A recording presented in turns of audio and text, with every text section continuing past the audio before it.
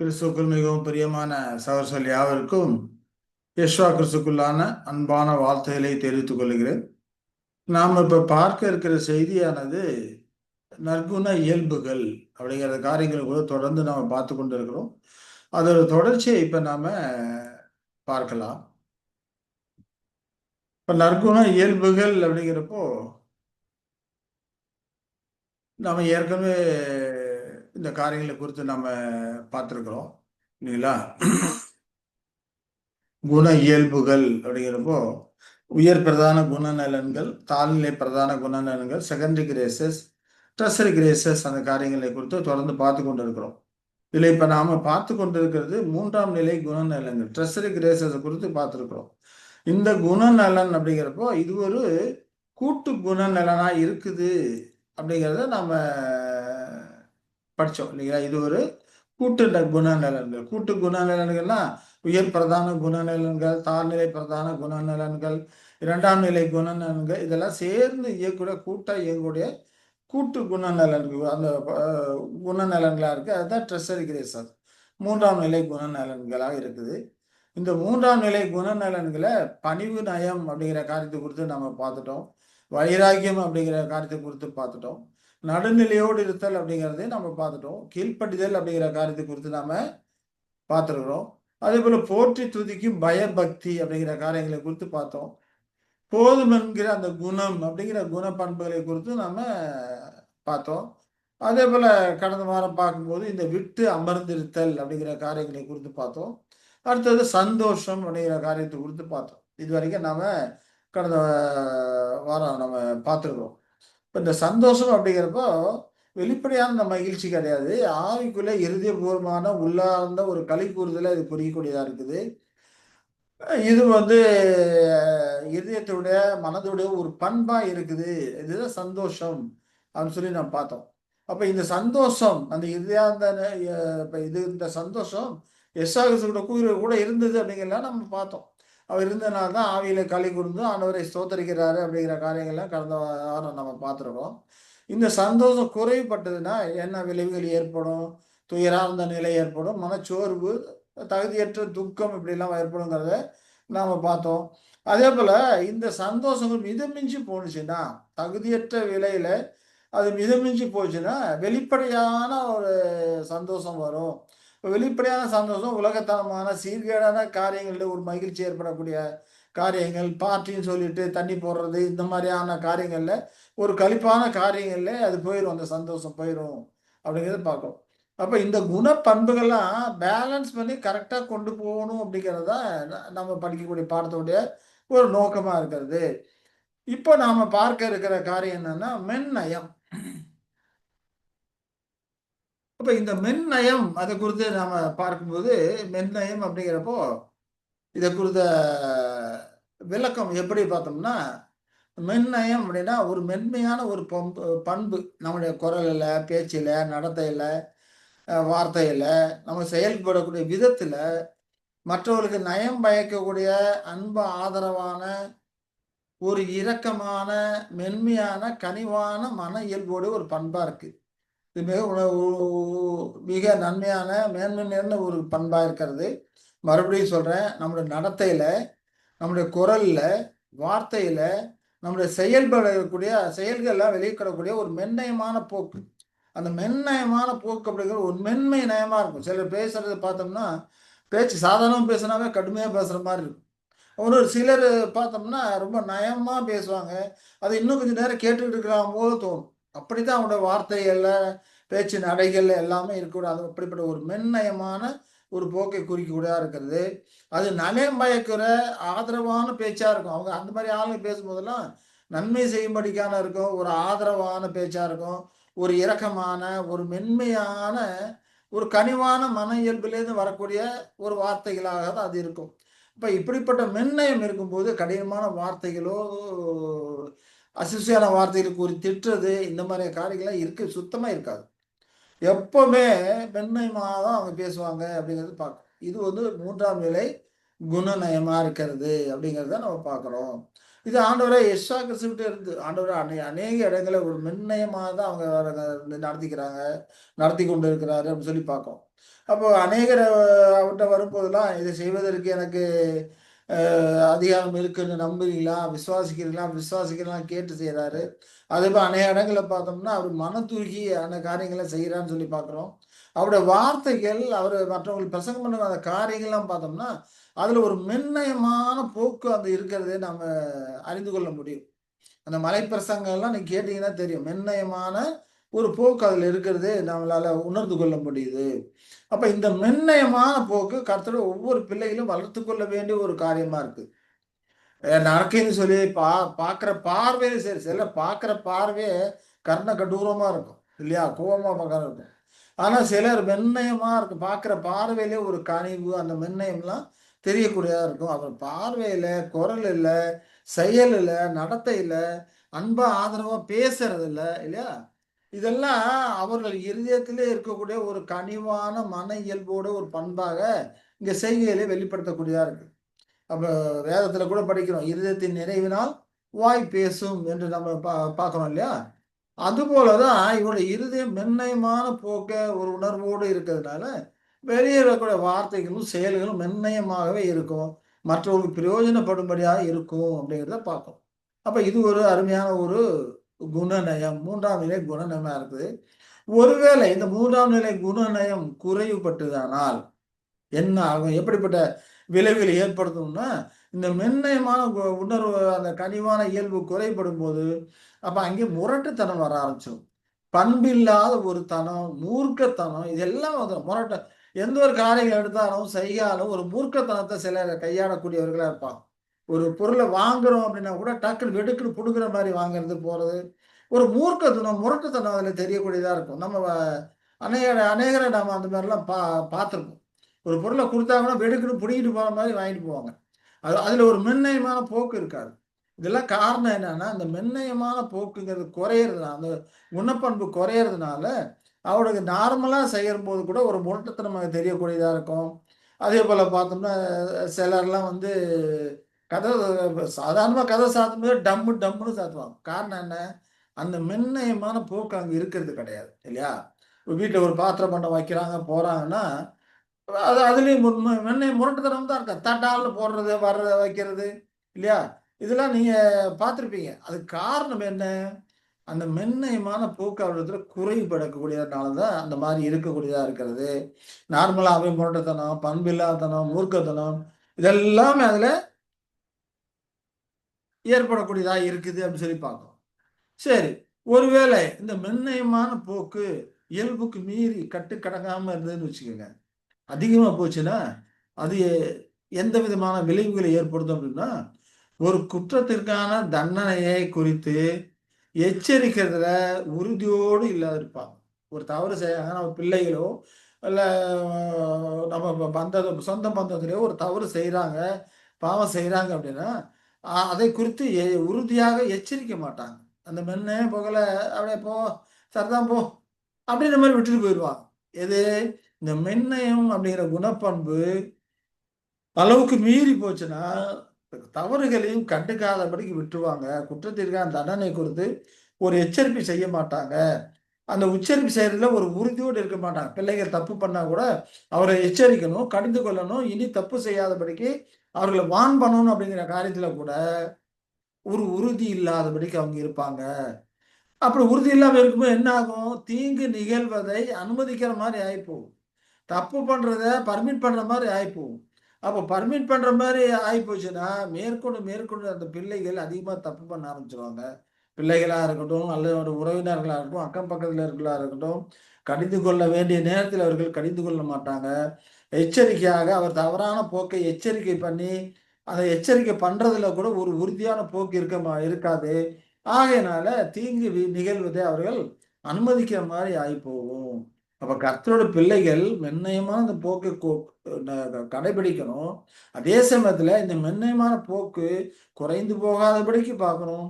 மிதஞ்சு போயிடாதபடிக்கு நான் பார்த்துக்கொண்டு, ஒரு மிதமான போக்கிலே அதை கடைபிடிக்கக்கூடியவர்களா இருந்தோமானால், அது நமக்கும் மற்றவர்களுக்கும் மிகுந்த பிரயோஜனமா இருக்கும்.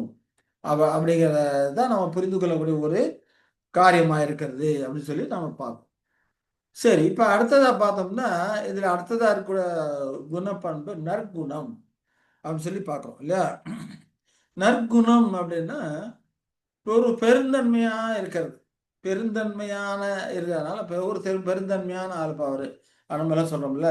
அந்த மாதிரி நற்குணம் நல்லது செய்யக்கூடிய ஒரு நல்லவர்கள் அப்படின்லாம் சொல்றோம் இல்லையா? இவன் ரொம்ப நல்லவன்டா அப்படின்லாம் சொல்றோம் இல்லையா? அந்த மாதிரி நற்குணமான ஆட்கள் இருக்கு. அதுதான் சொல்லக்கூடியதா இருக்கிறது. பெருந்தன்மையா இருப்பாங்க. இப்ப இவர்கள்லாம் பார்த்தோம்னா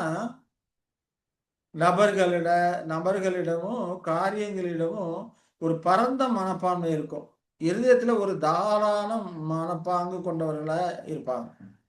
மற்றவர்களுக்கு உதவி செய்யறதில்ல, மற்றவர்களுக்கு கேட்கலனாலும் ஓடி போய் உதவி செய்யக்கூடிய காரியங்கள்ல இல்லையா? அதெல்லாம் ஒரு பரந்த மனப்பான்மையோட இருப்பாங்க. தாராளமா உதவி பண்ணக்கூடியவர்களா இருப்பாங்க. நற்குணம் ஓடி போய் உதவி பண்ணக்கூடியவர்களா இருக்கிறது அதெல்லாம் ஒரு நற்குணம். நன்மை செய்ய வேண்டும் என்கிற ஒரு விருப்பம் இல்லையா? இல்லையா? அதுதான் இங்க சொல்றது நம்ம பார்க்கிறோம். சரி, இதை குறித்து சில வசனங்களை நம்ம படிக்கலாம். எசாயா 32:8. எசாயா 32:8 நாம என்ன படிக்கிறோம்? எசாயா 32:8.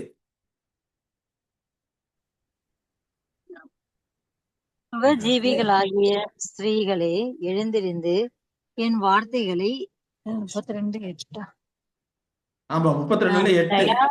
தயாள குணம் உள்ளவன் தயாளமானவைகளை யோசிக்கிறான், தயாளமானவைகளிலே நிலைத்திருக்கிறான். தயாள குணம் உள்ளவன் தயாளமானவைகளே யோசிக்கிறான் இல்லையா? மற்றவங்களுக்கு ஆமா, எப்படி உதவி பண்ணலாம், நற்குணம். ஏன்னா நம்ம படிக்கிறது நற்குணம் இல்லையா? இப்ப தயாளமானவைகளே அவன் யோசிக்கக்கூடியவனா இருக்கிறான். இப்ப தயாளமானவைகளே நிலைத்தும் இருக்கக்கூடியவனா நிலைத்தும் இருக்கிறான். இருக்கிறான். ஆமா. அப்ப இதுதான் ஒரு நற்குணம். நான் மற்றவர்களுக்கு நல்லது செய்யணும் அப்படிங்கிற அந்த ஒரு நற்குணம். தா கொடுக்கிறத தாராளமா கொடுக்கக்கூடிய அந்த ஒரு குணம் இதெல்லாம் அங்க இருக்குது. இது தாராள மனம் கொண்டவர்களா இருக்குதுன்னு சொல்லி நாம பார்க்கிறோம். மத்தேயு 20:15 படிக்கலாம். மத்தேயு 20:15.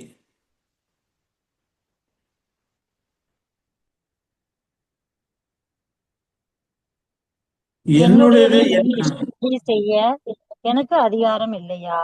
நான் தயாளனாய் இருக்கிறபடியால் நீ வன்கண்ணனாய் இருக்கலாமா என்றான். இங்க என்ன சொல்றாருன்னா, ஒரு உவமானம் சொல்றாரு. ஆண்டவர் எஸ்ஆக்கு உவமானம் சொல்றாரு. பென்னி உவமானம். ஆமா. இல்லையா? அப்ப அந்த உவமானத்துல பார்த்தோம்னா, காலையில போய் திராட்சை தோட்டத்துக்கு வேலையை அமர்த்துக்க காலையில போய் பார்க்குறாரு. ஒரு சில ஆட்கள் இருக்கிறாங்க. அவர்களை கூப்பிட்டு ஏன் திராட்சை தோட்டத்துல வேலை செய்யுங்க. உங்களுக்கு ஆளுக்கு ஒரு பணம் கூலி கொடுக்குறேன்னு சொல்றாரு. இல்லைங்களா? அந்த உவமானம் தான் சொல்லுது. ஆளுக்கு ஒரு பணம் கூலி கொடுக்குறேன்னு சொல்றாரு. போய் வேலை செய்றாங்க. அதுக்கப்புறம் 11 மணி வாக்குல போய் பார்க்குறாரு. இன்னும் சிலர் நின்னுகிட்டு இருக்காங்க. அவங்களையும் கூப்பிட்டு, "நீ போய் தோட்டத்துல வேலை செய்யு. உனக்கு நியாயமானபடி கூலி குடுக்குறேன்னு" சொல்றாரு. முதல்ல அதிகாலமே போய் தேடும்போது, அவங்களுக்கு ஒரு பணம் தர்றேன்னு சொல்லி அ க சொல்லி கூட்டிட்டு போறாரு. அதற்கப்புறம் லேட்டா போய் கூப்பிடும் போதெல்லாம், "உங்களுக்கு நியாயமானபடி கூலி தர்றேன். போய் வேலை செய்யுங்கன்னு" சொல்றாரு. அப்புறம் 3 மணி வாக்குல போறாரு. அவங்களையும் கூப்பிட்டு நியாயமானபடி கூலி தர்றேன். நீங்களும் போய் வேலை செய்யுங்கன்னு சொல்றாரு. சாயங்காலம் 5 மணி வாக்குல போறாரு. அங்க போய் அங்க ஒரு சிலர் சும்மா நின்னுட்டு இருக்காங்க.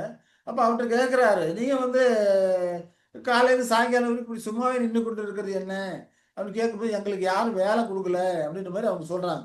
அப்ப அவரு என்ன சொல்றாரு, "சரி நீங்களும் போய் என் திராட்சை தோட்டத்துல வேலை செய்யுங்க. உங்களுக்கும் நியாயமானபடி கூலி தர்றேன்" அப்படிங்கிறாரு. இல்லைங்களா? அப்ப இந்த மாதிரி போயிருக்கிறாங்க. போயிருக்கும்போது, வ சாயங்காலம் வேலையெல்லாம் முடிஞ்சதுக்கப்புறம் சாயங்காலம் வேலையெல்லாம் முடிஞ்சதுக்கப்புறம் 6 மணிக்கு வேலை முடியுது இல்லையா?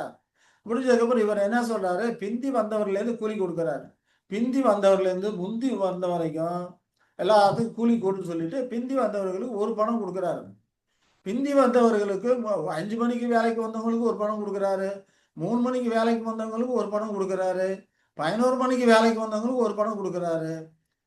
அப்ப இதெல்லாம் ஒரு பணம் குடுக்கறதுனால, காலையில வேலைக்கு அமர்த்தினார் இல்லையா? 6 மணி போல. இப்ப அவங்க என்ன நெனைக்கிறாங்க, பிந்தி வந்தவங்களுக்கு ஒரு பணம் குடுக்குறாரு. அப்ப நமக்கு அதிகமா கிடைக்கும்னு அவங்க எதிர்பார்க்கிறாங்க. அதிகமா கிடைக்கும் எதிர்பார்க்கும்போது, ஆனா அவர்களுக்கு அவர் என்ன பண்றாரு, ஒரு பணம் தான் குடுக்குறாரு. அப்ப அங்க முறுமுறுப்பு இருக்குது. அப்படின்னு சொல்லி அங்க பார்க்கிறோம் இல்லையா? முறுமுறுத்து கொண்டு அவங்க என்ன சொல்றாங்க, காலையில சாயங்காலம் வேலை செஞ்ச எங்களையும் கொஞ்ச நேரம் வேலை செஞ்ச இவங்களையும் சமமாக்கினீரே, இது அநியாயம் இல்லையா அப்படிங்கிற மாதிரி கேட்குறாங்க. ஆனா அதுக்கு அவரு என்ன சொல்றாரு, உனக்கு நான் எந்த ஒரு அநியாயம் பண்ணல. உன்னை கூப்பிடும்போது உனக்கு ஒரு பணம் கூலி கொடுக்குறேன்னு சொல்லி கூப்பிட்டேன். அதை உனக்கு கொடுத்தாச்சு. பின்னால வந்தவனுக்கு அதே ஒரு பணம் கொடுக்கறது அது என்னுடைய இஷ்டம். அது என்னுடைய தாராள மனப்பான்மையை குறிக்கக்கூடியதா இருக்குது. இப்ப இப்படி நான் என் பணத்தை எடுத்து என் இஷ்டப்படி கொடுக்கறதுக்கு எனக்கு உரிமை கிடையாதா? உனக்கு பேசின பிரகாரம் உன்னுடைய கூலியை நான் கொடுத்துட்டேன். பிந்தி வந்தவர்களுக்கும் அதே விதமாக கொடுக்கறது என்னுடைய இஷ்டம். அது என்னுடைய தாராள குணம். நான் இப்படி தாராளனா இருக்கிறதுனால நீ வன்கண்ணனா இருக்கலாமா என்று அங்க கேட்கிறாரு. அதுதான் அங்க 20:15 படிக்கிறோம். என்னுடைய என் இஷ்டப்படி செய்ய எனக்கு அதிகாரம் இல்லையா? நான் நான் இப்படி பிந்தி தாராளமா இருக்கிறேன். வந்தவர்களுக்கு தாராளமா இருக்கிறதுனால நீ நீ வன்கணனா இருக்கலாமா? வன்கண்ணனா இருக்கலாமா? அப்படின்னு சொல்லி ம். கேட்கிறாரு. அப்போ அவனுக்கு அவர் அநியாயம் பண்ணல. ஒரு பணம் கொடுக்குறேன்னு சொல்லி தான் கூட்டு வந்தாரு. ஒரு பணத்தை கொடுத்துட்டாரு. இல்லையா? அப்போ கர்த்தருடைய பிள்ளைகளுக்கு தேவன் கொடுக்கிறது எப்பவுமே 100 தனியா இருக்கு அப்படிங்கிறாரு. இன்னொரு இடத்துல வேலை பார்க்கும்போது ஆண்டவராகிய எசேக்கியேல் இம்மையிலே 100 தனையும் மறுமையிலே நித்திய ஜீவனையும் பெறுவீங்கன்னு சொல்றாரு. இப்ப ஆ, கர்த்தருடைய பிள்ளைகளுக்கு அவங்க செய்கைக்கு தகுந்த கூலியாக அவர் கொடுக்கும்போது இன்மைக்குரிய காரியங்களே 100 தனியாக பலன் கொடுக்கிறாரு. இவனுக்கு ஒரு பணம் ஆமென். கொடுக்குறாருன்னா இவங்க வேலைக்கு 100 தனியா கொடுத்துருக்கிறாருன்னு அர்த்தம். இப்ப 100 தனியா கொடுத்துருக்கும் போதே இவங்க என்ன பண்றாங்க? பக்கத்துல இருக்கிறவங்க பார்த்து கம்பேர் பண்றாங்க. பக்கத்துல இருக்கிறவங்கள பார்த்து கம்பேர் பண்றதுனால எங்களுக்கு நிறையா வேணும் அப்படின்னு நினைக்கிறாங்க. ஆனா ஆண்டவர் இவங்களுக்கு 100 தனியா கொடுத்துருக்கிறாரு. அந்த 100 தனியா கொடுத்ததுக்கு முதல் தேங்க்ஸ் சொன்னாங்களா? அதற்கு முதல்ல இல்ல, சந்தோஷப்பட்டாங்களா? போதும் என்கிற இல்ல. மனதுடன் கூடிய தேவ பக்தியே மிகுந்த ஆதாயம் சொல்றாரு இல்லையா? ம். அப்ப இவர்களுக்கு கொடுத்திருக்கிறத போதும் அங்க நினைக்காதபடிக்கு அடுத்த வீட்டுக்காரங்களோட பக்கத்துல இருக்கிறவனோட நமக்கு அதிகமா வேணும் அப்படின்னு நினைக்கும் போதுதான் அங்க என்ன வருது? முறுமுறுப்பு பிரச்சனை வருது, வருது. கலகம் ம். வருது, பிரச்சனை வருது இல்லையா? பம்பு, தும்பு, பொறாமை எல்லாமே இந்த கம்பாரிசன் மூலமா தான் வருது. பக்கத்து வீட்டுல அவங்களுக்கு அது இருக்கு. எனக்கு அதை காட்டிலும் அதிகமா வேணும் இல்லையா? அப்படி ஒவ்வொருவர் நினைக்கிறதுனால அந்த விதமா வருது அப்படிங்கிறது நம்ம புரிந்து கொள்கிறோம். இப்ப ஆண்டவர் அங்கே தயாளனா இருக்கிறாரு. இவன் எப்படி இருக்கிறான்? வன்கண்ணனா இருக்கிறான் அப்படின்னு சொல்லி அங்கே ம். சொல்றதை நம்ம பார்க்கிறோம். சரி. அப்ப இதெல்லாம் என்னது? நற்குணம் இல்லையா? இந்த தயாளமா ஆண்டவர் அந்த எஜமான் தயாளனா இருக்கிறான். நற்குணம் உள்ளவனா இருக்கிறான். அவன் என்ன நினைச்சிருப்பான்? முந்தி வந்தவர்கள் ஒரு படம் வாங்கிட்டு போறாங்க. அவங்க குடும்பம் நல்லா சாப்பிட்டு திருப்தியா இருக்கும். பிந்தி வந்தவர்களுக்கு குறைவா கொடுத்தா அந்த குடும்பம் குறைச்சலா தானே சாப்பிடும் இல்லையா? ம். அப்ப அந்த ஆமா. குடும்பமும் தாராளமா சாப்பிடணுங்கிற அந்த தாராள குணத்துல அவர்களுக்கு அந்த ஒரு பணம் கொடுக்குறாரு. ஏன்னா அந்த காலத்துல அந்த பணத்தை வாங்கிட்டு போய் தானே அரிசி பருப்பு வாங்கி சமைக்கணும், போகணும், இதுங்கணும் அப்படித்தானே இருந்துட்டு இருக்காங்க ம். இல்லைங்களா? ஆமா. அப்ப முந்தி வந்தவன் ஒரு பணம் வாங்கிட்டு போற, உனக்கு தாராளமா கொடுத்துருக்கேன், 100 தனியா கொடுத்துருக்கேன். நீ கொண்டு போய் ஒரு மனைவி மக்களோட நீ தாராளமா நீ சாப்பிடுவ. பிந்தி வந்தவங்களுக்கு குறைச்சு கொடுத்தா அவங்க கொஞ்ச நேரம் தானே வேலை செஞ்சாங்கன்னு குறைச்சு கொடுத்தாங்க. அப்ப அவங்க குடும்பம் கஷ்டப்படுமே. குறைச்சு தானே சாப்பிடுவாங்க. இப்ப அவங்களும் தாராளமா சாப்பிட சொல்லி இவரு ஒரு பணம் கொடுக்கறத, அந்த தாராள குணத்த அவர்களால என்ன பண்ண முடியல? கண்டுகொள்ள முடியல. இல்லையா? ஆமென். அப்ப இதுதான் நற்குணம், தாராள குணம் அப்படிங்கிறத நாம பார்க்கிறோம். சங்கீதம் 112ல 9 படிக்கலாம்.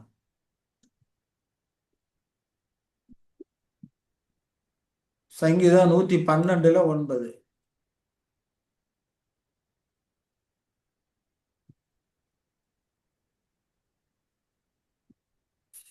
வாரி இறைத்தான், ஏழைகளுக்கு கொடுத்தான்.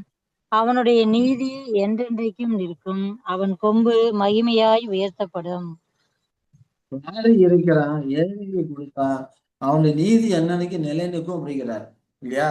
அவன் அவன் கொம்பு தொகுதியா உயர்ந்திருக்குன்னு அங்க சொல்றதை நாம பார்க்கிறோம். பார்.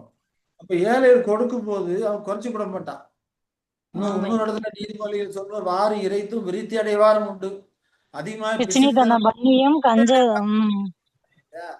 அதனால மற்றவர்களுக்கு கொடுத்து வாரி இறைத்து கொடுக்கும்போது தாராள மனப்பான்மை இருக்கும்போது நிச்சயம் அது அபிவிருத்தி அடையக்கூடியவர்களாக தான் இருப்பாங்க. அது அவர்களுடைய ஆமா. தாராள குணம், நற்குணம் அப்படிங்கிறத இங்க சொல்றாரு அப்படிங்கிறது நாம ம். பார்க்கிறோம். அப்ப இந்த காரியங்கள்லாம் நற்குணத்தை குறிக்கக்கூடியதாக இருக்குது. சரி, அப்ப இந்த நற்குணம் ஒருவேளை குறைவுபட்டதுன்னா, இல்லையா, நற்குணம் இல்லை, குறைஞ்சு போச்சு அப்படின்னா எந்த விதமான விளைவுகளை உண்டாக்கும் அப்படின்னு சொல்லி பார்த்தோம்னா, ஒரு குறுகிய குறுகிய மனப்பான்மை. மனப்பான்மை இருப்பாங்க. ஆமா, ஒரு அற்பத்தனம், எல்லாத்துக்கும் கணக்கு பார்த்துக்கிட்டு அற்பத்தனமா இருப்பாங்க. சந்தேகப்பட ஆரம்பிச்சிருவாங்க, தீங்கு பண்ண ஆரம்பிச்சிருவாங்க, மற்றவங்களுக்கு தீங்கு பண்ண ஆரம்பிச்சவங்க. என்னுடைய பானம், என்னுடைய இது சொல்ல ஆரம்பிச்சிருவாங்க. ஒரு குறுகிய மனப்பான்மை இருக்கும் இல்லையா. பிறர் தாராளமா இருக்கிறத கூட இவங்க என்ன பண்ணுவாங்க, இப்போ யூதா சொன்னா இல்லையா, இந்த பணத்தை விற்று தரித்திரர்கள் இதை விற்று அந்த பணத்தை கொண்டு ஆமா, தரித்திரர்கள் கொடுக்கலாம். ஏழைகளுக்கு உதவி செய்யறது. அப்படி ஒரு குறுகிய மனப்பான்மையில வர ஆரம்பிச்சோம். உண்மையிலே அவன் தரித்திரத்துக்காக கவலைப்பட்டா சொன்னா இல்ல, அவன் இல்ல. பொருளாசை இருக்குது, அதனால அவன் அந்த விதமா சொல்றான்னு சொல்லி அங்க சொல்றதை நாம பார்க்கிறோம். அதே போல உம் மற்றவர்களுக்கு உதவி பண்ணும்போது அதுல ஒரு அற்பத்தனம், அது தாராள குணம் இருக்காது, அற்பத்தனம் அங்க இருக்கும். அதே போல சந்தேகம் வந்துடும். பிறர் தாராளமா கொடுக்குறாங்க அப்படின்னா, அவனுக்கு நான் இருக்குது கொடுக்குறாங்க, அவனுக்கு இருக்குது, எங்கேயோ கொள்ளையடிச்சிருப்பான், எங்கேயாவது இது பண்ணியிருப்பான், அதை கொடுக்குறான். அந்த விதமா சந்தேகப்பட ஆரம்பிச்சிருவாங்க. குறுகிய மனப்பான்மை, சந்தேகம் கொள்றது, இதெல்லாம் வரும்போது தீங்கு வரக்கூடியதாக இருக்கும் அப்படின்னு சொல்லி நம்ம பார்க்கிறோம். அது குடும்பத்துக்குள்ள பலவிதம் தீங்கை கொண்டு வரக்கூடியதாக இருக்கும் அப்படிங்கிறப்ப, இது நற்குணம் அப்படிங்கிறது குறைவுபட்டால் வரக்கூடிய காரியமா இருக்கிறது. இப்ப கணவன் மனைவிக்குள்ள சந்தேகம் வருது, சந்தேகம் பெரிய ஒரு தீதா இருந்து சண்டை சச்சரவு வருது இல்லைங்களா. எதனால வருது, இந்த நற்குணம் குறைபடுறதுனால இல்லையா. குறைபடுறதுனால அப்படிப்பட்ட ஒரு சில சந்தேகங்களும் வரக்கூடியதாக இருக்குது. அது அநேகருக்கு தீங்கு விளைவிக்கக்கூடியதா இருக்குது அப்படின்னு சொல்லி நாம பார்க்கிறோம். சரி, ஒருவேளை இந்த நற்குணம் மிகுதியா போச்சு, ரொம்ப மிதமிஞ்சி போயிடுச்சுன்னா அப்ப என்ன விளைவுகளை ஏற்படுத்தும் அப்படின்னு சொல்லி பார்த்தோம்னா, தகுதியற்றவர்களுக்கு தாராளமா கொடுக்க ஆரம்பிச்சிருவாங்க இல்லையா. நம்ம உலகத்தாரே பழமொழி சொல்லுவாங்க, பிச்சை போட்டாலும் பாத்திரம் மறைந்து பிச்சை போடு அப்படிப்பாங்க இல்லையா. உதவி பண்ணாலும் அந்த உதவி வாங்குறது அவர்களுக்கு தகுதி இருக்கா, இல்ல நம்மளை ஏமாத்தி பொழுது பாக்குறாங்களா, இதெல்லாம் யோசிக்கணும் இல்லையா. தாராளமா இருக்கிறேன் அப்படிங்கிறதுக்காக அப்படியே நம்மளோட ஈகை குணத்தை கண்டு, நற்குணத்தை கண்டு ஏமாத்துறவங்க அதிகமா இருப்பாங்க. அதிகமா கண்ணீர் விட்டு கதறுவாங்க, அவ்வளவு மாய்மாலமா இருக்கும் இல்லையா. அந்த மாதிரிலாம் நம்ம அனுபவத்துல நம்ம நிறைய பார்த்துருப்போம். இப்போ நான் கூட நிறைய காரியங்கள்ல இந்த விதமான விஷயத்த நிறைய அனுபவப்பட்டிருக்கிறேன். ஒருத்தன் வந்து கேட்கறான், என் ஒய்ஃபுக்கு உடம்பு சரியில்லை, ரொம்ப கண்ணீர், ஆஸ்பத்திரி கூட்டு போகணும், ஆகும் அள்ளுறான். பார்த்து இறக்கப்பட்டு பணம் கொடுத்தா அடுத்த அரை மணி நேரத்துல அந்த பக்கம் போய் பார்த்தோம்னா அவன் சீட்டு விளையாண்டுட்டு இருக்கான் அந்த பணத்தை வச்சு இல்லையா. அப்போ நம்முடைய அது நற்குணம், அந்த ஈக குணத்துல வச்சுக்கிட்டு ஏமாத்த ஆரம்பிச்சிருவாங்க. அப்ப தகுதியற்றவர்களுக்கு என்ன பண்ணுவோம், நம்ம தாராளமாக கொடுக்க ஆரம்பிச்சிருவோம். அப்ப மிதமிஞ்சிய அளவுக்கு நம்ம சலுகை காட்ட ஆரம்பிச்சிருவோம். பிள்ளைகளுக்கு நாம கிஃப்ட் கொடுக்கறது, பிள்ளைகளுக்கு கொடுக்கக்கூடிய காரியங்கள்லாம் கூட மிதம் மிஞ்சி, தகுதிக்கு மிஞ்சிய அளவுக்கு நம்ம சலுகை காட்டும் போது அது பிள்ளைகளை கெடுத்து குட்டிச்சுவர் ஆக்குற மாதிரி ஆகி போயிடும். நான் செல்லம் கொடுத்து கெடுக்கிறாங்க அப்படின்னு சொல்றாங்க இல்லையா. அதெல்லாம் இந்த மாதிரி தான். இந்த தாராள குணம், இந்த நற்குணங்கிறது மிதமிஞ்சி போகும்போது செல்லம் கொடுத்து கெடுக்கிற மாதிரி நான் ஆயிரும். அப்போ இந்த நற்குணங்கிறது குறைவாகவும் போகக்கூடாது, மிதமிஞ்சியும் போகக்கூடாது. அது ஒரு பேலன்சிங்கா கொண்டு போகணும். நம்ம தற்குணம் தாராளமா இருக்கணும், மற்ற உதவி பண்ணணும், ஆனா தகுதி அறிந்து உதவி பண்ணணும் அப்படிங்கிறது தான் நமக்கு சொல்ல செய்யக்கூடிய ஒரு பாடமாக இருக்குது. நிச்சயமா கர்த்தருடைய பிள்ளைகளுக்கு இந்த நற்குணம் அவசியம் இருக்கணும் அப்படிங்கிறத நம்ம பார்க்கிறோம். சரிங்களா. சரி, அப்போ குறுகிய மனப்பான்மை இதெல்லாம் வரக்கூடிய அந்த காரியங்களை குறித்து வேணா ஒரு வசனம் படிக்கலாம். நீதிமொழிகள் 11 24 25 பார்க்கலாம். நீதிமொழிகள் 11 24 25.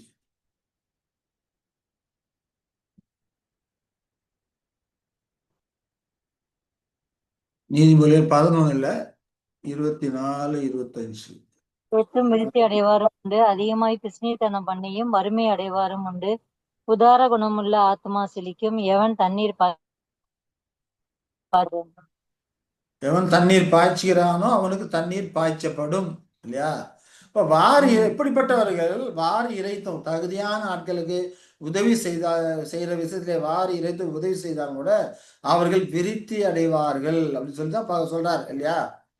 ஆனா சிலர் பார்த்தோம்னா பிசித்தனம் பண்ணிக்கிட்டே அப்படியே சேர்த்துக்கிட்டு இருப்பாங்க. எவ்வளோ பிசிறித்தனம் பண்ணிக்கிட்டே இருக்கிறாங்க, காசு பணம் நிறையா வச்சிருப்பாங்க. ஆனா அவங்க எப்படி இருப்பாங்க, அவங்களோட வாழ்க்கை வறுமையாக தான் இருக்கும். நல்லது கெட்ட எதுவும் வாங்கி சாப்பிட மாட்டாங்க, எதுவுமே பண்ண மாட்டாங்க. ஒரு வறுமையுடைய வாழ்க்கை தான் வாழ்ந்து கொண்டு இருப்பாங்க. ஆனா எல்லா காரியங்களும் பிசிறித்தனம் பண்ணிக்கிட்டே இருப்பாங்க. இதுதான் என்னது, கஞ்சத்தனம், கருமித்தனம் அப்படின்னு சொல்றதா இருக்குது. அப்படி இதெல்லாம் என்னது, அந்த நற்குணம்ங்கிறது குறைபட்டா வரக்கூடியதா இருக்குது. ஆனா நற்குணம் சாதாரண பேலன்ஸ் பண்ணி கொண்டு போனா உதார குணமுள்ள ஆத்மாவாக இருப்பாங்க. உதவி பண்றதுல ஒரு உதாரத்துவமா ஆட்களாக இருப்பாங்க. மற்றவர்களுக்கு உதவி பண்ணும்போது நிச்சயமா அவர்களுக்கு உதவி கிடைக்கக்கூடியதா இருக்கும். எவன் தண்ணீர் பாய்ச்சுகிறானோ அவனுக்கு தண்ணீர் பாய்ச்சப்படும். அப்ப இந்த நற்குணங்கிறத பேலன்ஸ் பண்ணி அதிகமாகவும் போயிடாதபடிக்கு குறைவாகவும் இல்லாதபடிக்கு பேலன்ஸ் பண்ணி அதை மெயின்டைன் பண்ணும்போது தான் அதோட முழு பலனும் நமக்கு கிடைக்கக்கூடியதா இருக்குது அப்படிங்கிறத நாம புரிந்து கொள்ளுகிறோம். சரி, அடுத்ததா அந்த குணப்பண்பு பார்த்தோம்னா விசுவாச உண்மைத்துவம் இல்லையா. விசுவாச உண்மைத்துவம். விசுவாச உண்மைத்துவங்கிறப்போ முதல்ல யாருக்கு விசுவாச உண்மைத்துவம் நம்ம காண்பிக்கணும், யாவே தேவனுக்கு முழு விசுவாச உண்மைத்துவம் உள்ளவர்களா இருக்கணும். ஏன்னா தேவன் தான் நமக்கு ஜீவனை கொடுத்திருக்கிறாரு, சரீரத்தை கொடுக்கிறாரு, இந்த சுவாசத்தை கொடுக்கிறாரு இல்லையா, ஜீவனுக்கான சக்தி எல்லாம் கொடுக்கிறாரு. அப்ப அவருக்கு உண்மைத்துவம் உள்ளவர்களா நாம இருக்கோம். இந்த ஜீவன் அவருடையது, அவருடைய சோர்ஸ் இது இல்லையா. ஆதாமுடைய ஜீவ சுவாசத்தை ஊதினார், அவன் ஜீவாத்மாவானான். அதிலிருந்து தான் எல்லா ஜீவன்களும் வந்தது. எல்லா ஜீவன்களும் அவருடையதா இருக்குது. அப்போ முதலாவது யாவே தேவனுக்கு உண்மைத்துவம், விசுவாசம் உண்மைத்துவம் உள்ளவர்களாக நாம இருக்கணும். நமக்கு அவர் குமாரன், அவர் குமாரனை கொடுத்திருக்கிறாரு. அவர் குமாரன் நமக்காக பாடுபட்டு இருக்கிறாரு, நம்முடைய பாவங்களை மீட்கும் பரிகாரியா இருக்கிறாரு. ரெண்டாவது அவரு குமாரனுக்கு தான் நாம என்ன பண்ணுவோம், ஆண்டவரே யெசுவா கிறிஸ்துவுக்கு விசுவாச உண்மைத்துவம் உள்ளவர்களாக நாம இருக்கணும். அப்ப இந்த விசுவாச உண்மைத்துவம் அப்படிங்கிறத குறித்து எப்படி வியாக்கியானம் பண்ணலாம் அப்படின்னு சொல்லி பார்த்தோம்னா, எல்லா கஷ்டங்களுக்கும் மத்தியிலும் விடாமுயற்சியோட ராஜ விசுவாசத்தை அபியாசிக்க செய்யக்கூடிய குணாம்சத்துடைய ஒரு பண்பு. எவ்வளவு கஷ்டங்கள் வந்தாலும் சரி, எவ்வளவு துன்பங்கள் வந்தாலும் சரி, அவைகள் மத்தியில தேவனை இருக பற்றி கொண்டு விடாமுயற்சியோட ராஜ விசுவாசத்தை நாம பயிற்சி பண்ணக்கூடிய ஒரு குணப்பண்பு. எதிர்ப்புகள் இருந்தாலும் சரி, இப்போ சாத்ராக் மேஷாக் ஆபேத்நேகோ எவ்வளவு எதிர்ப்புகள் வந்தாலும் கூட விசுவாச உண்மைத்துவம் உள்ளவர்களா இருந்தாங்க. அதே போல தானியேல் சிங்க கோயில தூக்கி போட்டாலும் கூட விசுவாச உண்மைத்துவம் உள்ளவர்களா இருந்தாங்க. அப்படிப்பட்ட ஒரு குணப்பண்பை அவர்கள் அபியாசித்தாங்க. ஆண்டவராய் யெசுவா கிறிஸ்து மரணம் பரியந்தும் பிதாவுக்கு உண்மைத்துவம் உள்ளவர்களா இருந்தார் இல்லையா. மறிப்பதா இருந்தாலும் அதை விட்டு பின்வாங்க மாட்டேன்னு சொல்லி மரணத்தை பரியந்தும் விசுவாச உண்மைத்துவம் உள்ளவராக இருந்து எல்லா கஷ்டங்களின் மத்தியிலும் பிதாவின் சித்தத்தை செய்யக்கூடியவர்களாக இருக்கிறாரு. அப்படிப்பட்ட உன்னதமான ஒரு பண்பு, அந்த குணாம்ச பண்பு தான் விசுவாச உண்மைத்துவம் அப்படின்னு சொல்லி நம்ம பார்க்கிறோம். 1 பேதுரு 1:7 படிக்கலாம். 1 பேதுரு 1:7.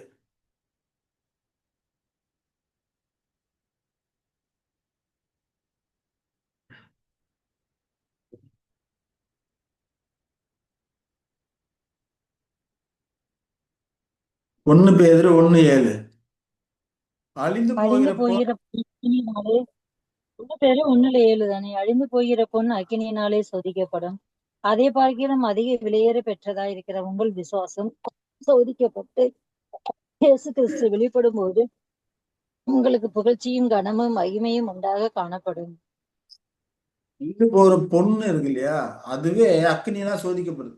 அக்கினி போய் அக்கினியில புடப்படும் போதுதான் அதுல இருக்கிற கழிவுகள்லாம் நீக்கப்பட்டு சுத்தமான ஒரு பவுன் வருது, வெளியாகுதுன்னு சொல்லி நம்ம பார்க்கணும் இல்லையா. அப்ப நம்முடைய விசுவாசம் தேவனிடம் நாம கொண்டுள்ள அந்த விசுவாசம் ரொம்ப வெளியேறப்பட்ட, அந்த பொண்ணை காட்டில் வெளியேறப்பட்டது. இது இன்மைக்கும் மறுமைக்கும் நமக்கு உத்தரவாதம் கொடுக்குது. நித்திய ஜீவனை நமக்கு உத்தரவாதம் கொடுக்குது. இந்த மரணம் பற்றி விசுவாசம் உண்மைத்துவமா உள்ளவர்களுக்கு தேவன் என்றென்றும் ஜீவிக்கக்கூடிய நித்திய ஜீவனை கொடுக்கிறாரு. ஆகனா இது வெளியேறப்பட்ட ஒரு காரியமா இருக்கிறது. இப்ப வெளியேறப்பட்ட இந்த விசுவாசம் சோதிக்கப்பட்டு இப்ப விசுவாசம் வெளிப்படும் போது இது நமக்கு புகழ்ச்சி கனம் மகிமை உண்டாக காணப்படும் என்று அங்கே சொல்லுகிறதை நம்ம பார்க்கிறோம்.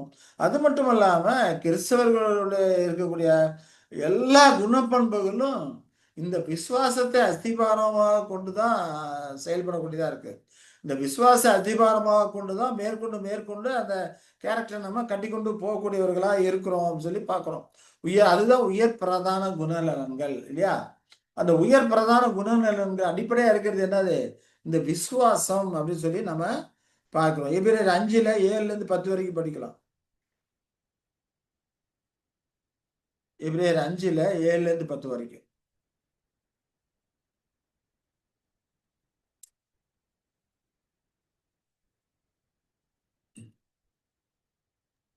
ஆண்டவர் எஸ்ஆர் உண்மைத்துவத்தை அழகா சொல்றார். இருந்த நாட்களில் தம்மை மரணத்தினின்று ரட்சிக்க வல்லமை உள்ளவரை நோக்கி பலத்த சத்தத்தோடும் கண்ணீரோடும் விண்ணப்பம் பண்ணி வேண்டுதல் செய்து தமக்கு உண்டான பயபக்தி நிமித்தம் கேட்கப்பட்டு அவர் குமாரனாய் இருந்தும் பட்ட பாடுகளினாலே கீழ்ப்படுதலை கற்றுக்கொண்டு தாம் பூரணரான பின்பு தமக்கு கீழ்ப்படுகிற யாவரும் நித்திய ரட்சிப்பை அடைவதற்கு காரணராகி மெல்கிசேதேக்கின் முறைமையின்படியான பிரதான ஆசாரியர் என்று தேவனாலே நாமும் தரிக்கப்பட்டார். அப்ப எஸ்ஆர்எஸ் குறித்து அழகா அங்க பவுல் சொல்றாரு. அவர் மாம்சத்திருந்த நாட்கள்ல மரணத்தை ரட்சிக்க வல்லமையில நோக்கி பலத்த சத்தத்தோடும் விண்ணப்பம் சொல்லப்பட்டிருக்கு. அவருக்கு உண்டா அவரோட வேண்டுதல் செய்யறாரு. தமக்கு உண்டான பயபக்தி அந்த வேண்டுதல் கேட்கப்பட்டது அப்படின்னு சொல்லி சொல்றாரு. குமாரனா இருந்தாலும் கூட பட்ட பாடுகளினால கீழ்ப்படுதலை கற்றுக்கொண்டான்னு சொல்றாரு இல்லைங்களா?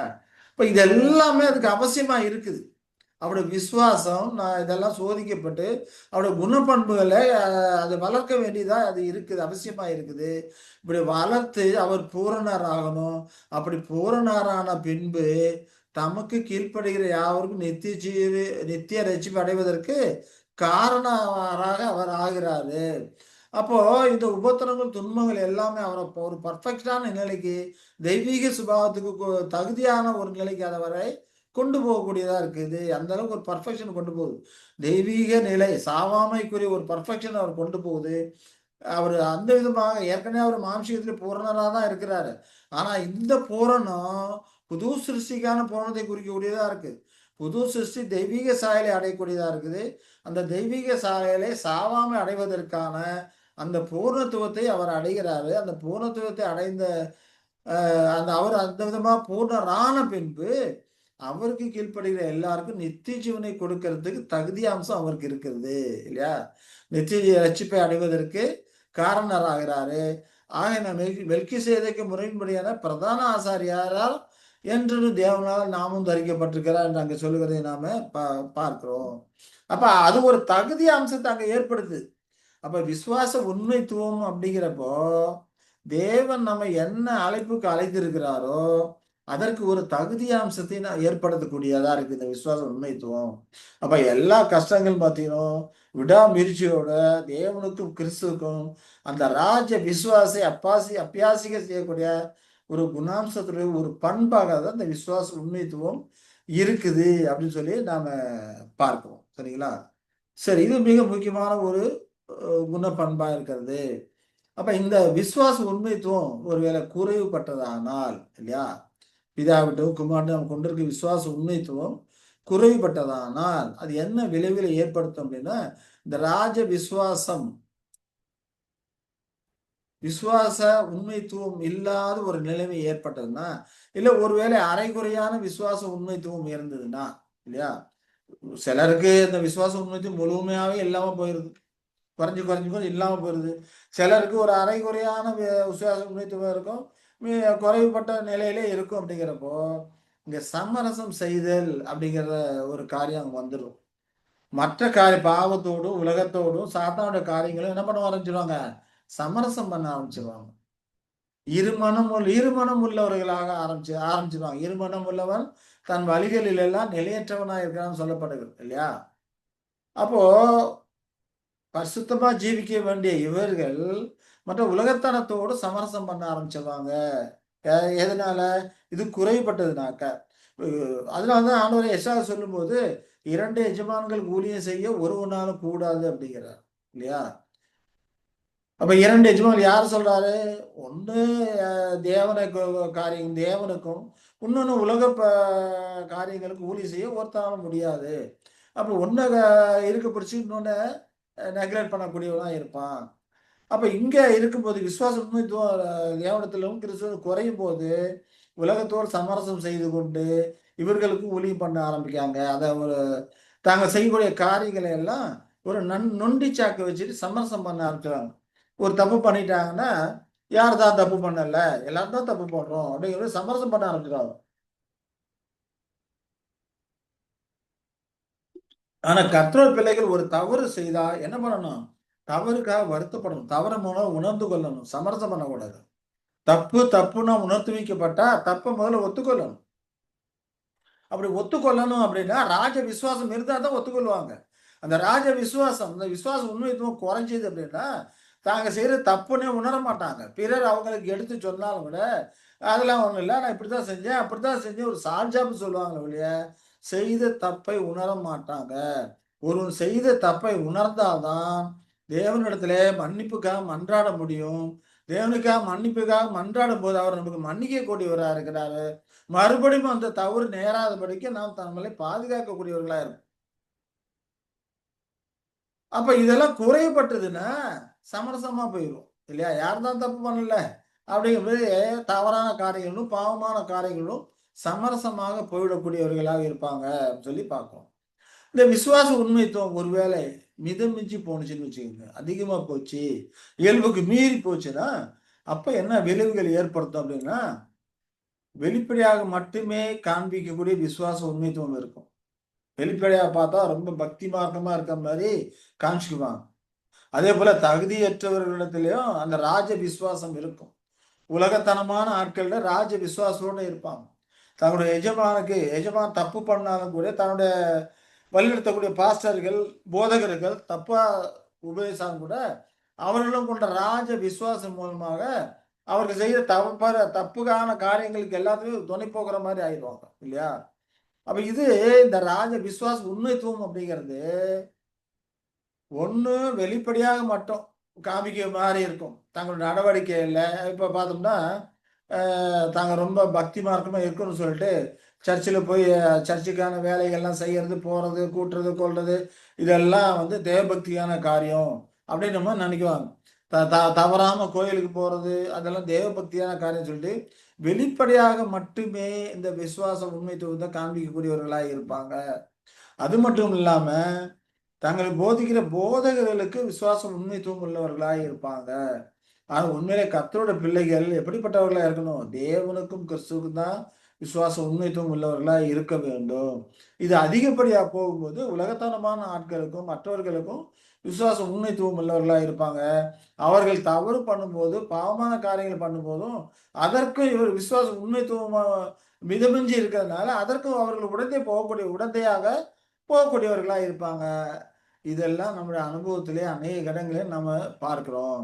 இப்ப அநேக கிறிஸ்தவ மன்றத்தில அநேகர் சொல்லுவாங்க. அந்த பாஸ்டர் சொன்னா சரியா இருக்கும். இந்த பாஸ்டர் சொன்னா சரியா இருக்கும் அப்படிங்கிறாங்க. இதெல்லாம் என்னது? அந்த விசுவாச உண்மைத்துவம்ங்கிறது மிதமிஞ்சி போகக்கூடிய ஒரு காரியமா இருக்கிறது. இப்ப பரிசேயர், சதுசேயர்லாம் இயேசுவ கொலை பண்ணாங்க. இல்லையா? சிலுவையில அறைஞ்சாங்க. காரணம் என்ன? அந்த விசுவாச உண்மைத்துவம் மிதமிஞ்சி போகக்கூடியதா இருக்குது. தேவனுக்கு ஊழியம் செய்கிறேன் என்று சொல்லிக்கொண்டு, அவர்கள் மாய்மாலமா இருக்கிறாங்க. அவர்களுடைய மாய்மாலமான காரியங்கள் எல்லாம் ஆண்டவரே இயேசுவிற்கு வெளிப்படுத்தினாரு. ஆகையினால அவர்களை பகைக்கிறாங்க. பகைத்து அவர்கள் சிலுவையில அறைஞ்சாங்க. அப்படின்னு சொல்லி நம்ம பார்க்கிறோம். அவரை பின்பற்றவர்களும் தகுதியற்ற விதமாக அந்த ஆசாரியர்களுக்கும் அவர்கள பரிசேயர்களுக்கும் பயந்து கொண்டு இயேசுவை பின்பற்றாம இருந்தவர்கள் அநேகர் இருந்தாங்க அந்த காலகட்டத்துல சொல்லி பார்க்கிறோம். ஏன்னா யெஷுவாவை யாராவது பின்பற்றினா தேவாலயத்தை புறம்பாக்கி போட்டுருவோம்னு சொல்லி அவங்க எச்சரிக்கையா சொல்லியிருக்கிறாங்க. அதற்கு பயந்தே அநேகர் வந்து யெஷுவா கிறிஸ்துவ பின்பற்றாம இருந்தாங்க. ஒரு சிலர் ராத்திரில மட்டும் போட்டு நிக்கதேமு போன்ற ஆட்கள் நான் ராத்திரில போய் அவர்ட்ட பேசிக்கிட்டு கேட்டுக்கிட்டு இருந்தாங்க. அப்படிங்கலாம் நம்ம வேதத்திலே நம்ம படிக்கிறோம். இதெல்லாம் காரணம் என்ன? இந்த விசுவாச உண்மைத்துவம் அப்படிங்கிற காரியம் மிதமிஞ்சி போகும்போது அங்க வெளிப்படையாக மட்டுமே இருக்கக்கூடியதா இருக்கிறது. தகுதியற்றவர்களை அந்த விசுவாசத்தை காண்பிக்கக்கூடியவர்களாக அவர்களுக்கு ஆசாரிகளிடத்திலும் வேதபாரத்திலும் தங்கள் விசுவாச உண்மைத்துவத்தை காண்பிக்கக்கூடியவர்களாக அவர்கள் இருக்கிறாங்க அப்படின்னு சொல்லி நாம பார்க்கிறோம். சரி, அடுத்ததா நாம பார்க்க இருக்கிறது என்னன்னு பார்த்தோம்னா ஒரு 3 இருக்கு, சிம்பிளா முடிச்சிடலாம். நேர்மை இல்லையா? நேர்மை அப்படிங்கிற ஒரு குணப்பண்பு, இது ஒரு 3ஆம் நிலை குணப்பண்பா இருக்காது. இதை குறித்து என்ன வியாக்கியானம் சொல்லப்படுது அப்படின்னா, ஒரு சூழ்நிலையை பற்றி ஒருவனுடைய புரிந்து கொள்ளுதலுக்கேற்ப நீதியான, அன்பான அல்லது வல்லமையான காரியத்தை செய்யணும் அப்படிங்கிற உண்மையான நோக்கம் கொள்றது அப்படிங்கிறார். ஒரு சூழ்நிலை இருக்கு, சூழ்நிலையை பற்றி நம்ம எந்த அளவுக்கு புரிந்திருக்கிறோமோ அந்த புரிந்து கொள்ளுதலுக்கு ஏற்ப நாம் நீதியாகவும் அன்பாகவும் நடக்கக்கூடிய காரியம், நீதியும் அன்பாகவும் நடக்கக்கூடிய காரியத்தை வல்லமையாக அதை செய்யறதுக்கான ஒரு உள்நோக்கம் கொண்டவர்களா இருப்போம். அதுதான் நேர்மை அப்படிங்கிறது, அப்படிங்கிற ஒரு பண்பு அப்படிங்கிற குறித்த ஒரு வியாக்கியானம் இங்கு சொல்லப்படுகிறது. எந்த ஒரு சூழ்நிலையா இருந்தாலும் நாம புரிந்து கொள்வதற்கு ஏற்பதான் அங்க நீதியா அன்பா எப்படி நடக்கணும் அப்படிங்கிற காரியம் வந்து அமையக்கூடியதா இருக்கு. நம்ம பிராக்டிக்கலாவே நம்ம அதை யோசிச்சு பார்த்தோம்னா நமக்கு தெரியும். இப்போ ஆஃபீஸுக்கு வேலைக்கு போறோம். அங்க வேலைக்கு போகும்போது அங்க இருக்கிற சூழ்நிலைகளை நம்ம எந்த அளவுக்கு உணர்ந்திருக்கிறோமோ, அதற்கு ஏற்றார் போல தான் நம்ம நீதியா, அன்பா, வல்லமையா காரியங்களை நம்ம செய்து கொண்டிருப்போம். அந்த சூழ்நிலையை அறிந்து உணர்ந்து அதற்கு ஏற்றவா நேர்மையா நடக்கக்கூடிய ஒரு காரியமா இருக்கு.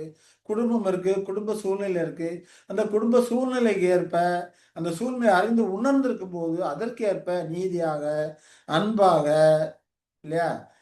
காரியங்கள் செய்யக்கூடியவரா இருக்கிறோம். செய்யக்கூடிய காரியங்களை எல்லாம் ஒரு வல்லமையா செய்யணும், நேர்மையா செய்யணும், சரியான விதத்தில் செயல்படணும் அப்படிங்கிற மாதிரியான ஒரு உண்மையான நோக்கம் இருக்கும். குடும்பத்தை சரியான விதத்தில் வழி நடத்தணும் அப்படிங்கிற விதமான ஒரு உண்மையான நோக்கம் இருக்கும். அதெல்லாம் எது? குடும்பத்தை சரியாக புரிந்து கொண்டு சூழ்நிலை புரிந்து கொண்டு நடக்கும்போது அப்படிப்பட்ட நேர்மையான ஒரு குணப்பண்பு இருக்கும். கணவன் மனைவி இருக்கிறாங்க, பிள்ளைகள் இருக்கிறாங்க, ஒரு நேர்த்தியான ஒரு குடும்பம் இருக்கு. அந்த குடும்ப சூழ்நிலைகள் பார்த்தா சிலர் கடனுடனே இருப்பாங்க, சிலர் ஏழ்மையான நிலையில இருப்பாங்க. அப்ப குடும்ப சூழ்நிலைகளை புரிந்து கொண்டு இருக்கிற காரியங்களை வைத்துக்கொண்டு அதற்கு ஏற்ப நாம எப்படி நீதியா அன்பா பிள்ளைகளை வளர்க்கலாம் போகலாம் அப்படின்னு யோசிக்க ஆரம்பிப்பாங்க.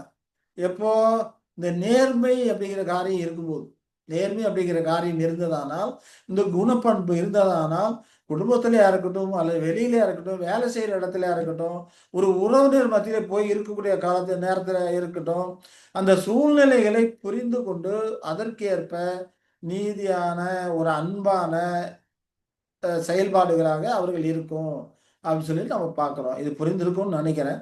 அப்ப இந்த நேர்மை அப்படிங்கிற காரியம் ஒரு குறைபட்டு குணப்பண்பு குறைப்பட்டதுன்னா என்ன நேரும்னு பார்த்தோம்னா, நேர்மையற்ற தன்மை, உண்மையற்ற தன்மை வந்துடும் இல்லையா? குறைபட்டதுன்னா நீதியா நடக்க மாட்டாங்க, நேர்மையா நடக்க மாட்டாங்க, யாருக்கும் உண்மையில நடக்க மாட்டாங்க. அப்ப அப்ப அங்க என்ன வரும்? நிறைய பொய் பேச ஆரம்பிச்சிடும் இல்லையா?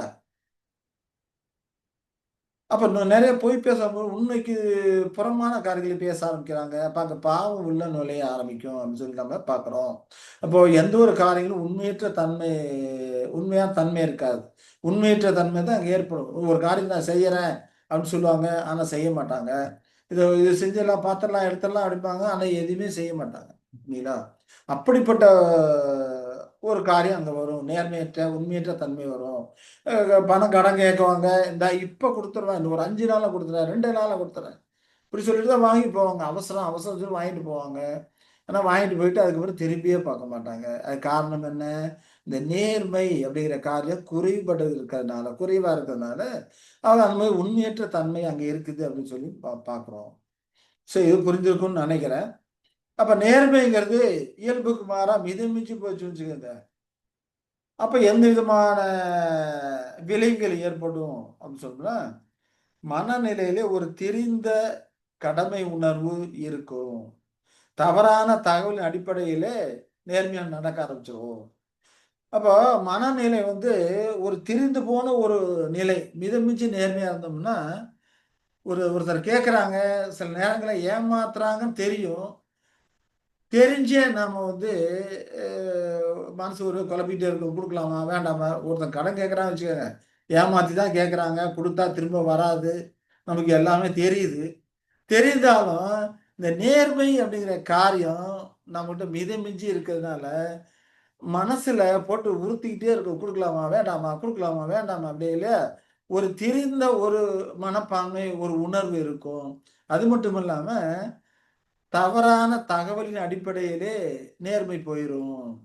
நெறைய தவறான தகவல் கொடுத்து, நம்மகிட்ட வந்து நம்மள ஏமாற்ற ஆரம்பிப்பாங்க.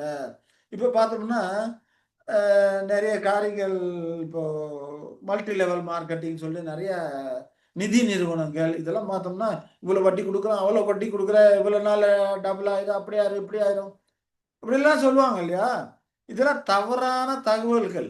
இவங்க நேர்மை மிதமிஞ்சி போகும்போது, அவர்களும் நம்மை போலவே இருப்பாங்க. அவர்கள் சொல்றதெல்லாம் உண்மைதான். நாம நேர்மையா நடக்கிற மாரி, அவர்கள் நேர்மையா நடப்பாங்க. அப்படிங்கிற மாரி நினைக்க ஆரம்பிச்சுருவாங்க. அப்ப அவர்கள் சொல்லக்கூடிய அந்த தவறான தகவலின் அடிப்படையில போயிட்டு, இவர்கள் ஏமாறக்கூடியவர்களா இருப்பாங்க. மற்றவர்கள் உண்மையற்றவர்களாக இருக்கக்கூடும் என்பதை மறந்து போயிருவாங்க. நம்மள மாரி அவங்களும் உண்மையுள்ளவர்களா இருப்பாங்க. அப்படின்னு தான் நினைச்சுட்டு இருப்பாங்க. நேர்மைங்கிற பண்பு மிதமிஞ்சி போணுச்சுன்னா, நம்மளைப் போல எல்லாரும் உண்மையுள்ளவர்களா இருப்பாங்க. அவர்கள் உண்மையற்றவர்களா இருக்கக்கூடும். அப்படிங்கிற காரியத்தெல்லாம் மறந்து போயிருவாங்க. ஆகையினால இப்படிப்பட்டவர்கள் என்ன வரும்? நெறைய நஷ்டம் வரும். இல்லையா? அப்ப இந்த நேர்மைங்கிற பண்பும் கூட எப்படி இருக்கணும்? ஒரு பேலன்சிங்கா மிதமிஞ்சி போகக்கூடாது. குறைவாவும் போகக்கூடாது. சரியான விதத்துல இது இருக்கணும். நேர்மைன்னா எந்தெந்த இடத்துல நான் நேர்மையா நடக்கணும், அன்பா நடக்கணும். அந்த இடத்துல நேர்மையா, அன்பா நடந்து கொள்ளக்கூடியவர்களா இருக்கணும்.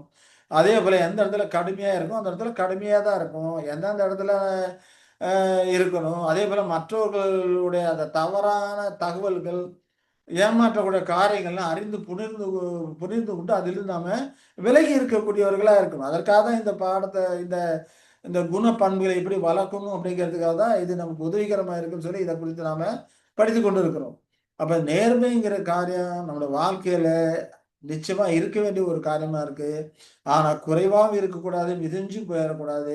அத பேலன்ஸ் பண்ணி சரியான விதத்தில் நாம இத கொண்டு போகணும் அப்படிங்கிறது தான் நாம பார்க்கக்கூடிய ஒரு காரியமா இருக்குது. சரி. இதுல ஏதாவது கேள்விகள் இருக்குங்களா? நம்பர் சொல்லிட்டே போயிட்டு இருக்கிறேன். சரி இன்னும் 2 இருக்குது. அதையும் பார்த்து முடிச்சிடலாம். இந்த இத. அடுத்து பார்த்தோம்னா கேள்வியெல்லாம் ஒண்ணும் இல்ல பிரதர், புரியுது. சரி. Okay, okay. அடுத்தா பார்த்தோம்னா, இரக்கம். இல்லையா? இது ஒரு ட்ரெஷரி கிரேசஸ். இரக்கம். அது ஒரு ட்ரெஷரி 3ஆம் நிலை குணப்பண்பா இருக்கிறது. இத குறித்து எப்படி வியாக்கியானம் பண்ணலாம் அப்படின்னா, பலவீனருக்கு, துர்பாக்கியருக்கு உதவி செய்கிற ஒரு பரிவு அல்லது ஒத்துணர்வு. நம்மளை காட்டிலும் கீழ இருக்கிறாங்க, பலவீனமா இருக்கிறாங்க, துர்பாக்கியரா இருக்கிறாங்க. அப்படிப்பட்டவர் நாம உதவி செய்யணும். அவரிடத்துல பரிவா நடந்து கொள்ளணும். ஒத்துணர்வா நடந்து பரிவா நடந்து கொள்ளணும் அப்படிங்கிற ஒரு உணர்வு பூர்வமான ஒரு காரியம். இந்த பண்புகள் இதயத்தில் வரக்கூடிய உணர்வு பூர்வமான ஒரு காரியமாக அது இருக்கிறது. இரக்கம் அப்படிங்கிறது இருக்குது அப்படின்னு சொல்லி நாம பார்க்கிறோம். இப்ப நாம பார்க்கிறோம் மாற்றுத்திறனாளிகள் சொல்றோம் இல்லையா? அவங்கெல்லாம் பார்க்கும்போது நமக்கு ரொம்ப அவங்க பலகீனங்கள பார்க்கும்போது நம்ம ரொம்ப இரக்கமா இருக்கும். ஏதாவது உதவி செய்யணும்னு நினைக்கும். நெறைய அனாதை பிள்ளைகள்லாம் இருப்பாங்க. அவங்கலாம் கஷ்டப்படும்போது இந்த காசால இருக்க பிள்ளைகள்லாம் கஷ்டப்படுறத பார்த்தோன்னா மனசுக்கு அப்படி ஒரு மாரியா இருக்குது இல்லையா? இப்ப அவங்களுக்கெல்லாம் நல்ல நாள் வராதா? அவங்களுக்கு அப்படிப்பட்ட ஆட்கள் நாம இங்க லோக்கல்லாம் பார்க்கும்போது கூட நமக்கு ஒரு இரக்க உணர்வு அவங்களுக்கு ஏதாவது உதவி பண்ணணும். அது இந்த மாரி துர்பாக்கியம் உள்ளவர்கள உதவி பண்ணணும் அப்படிங்கிற ஒரு பரிவு, இரக்கம், ஒத்துணர்வு இதெல்லாம் வரும் இல்லையா? அதுதான் இரக்கம் அப்படிங்கிறத நம்ம பார்க்கிறோம்.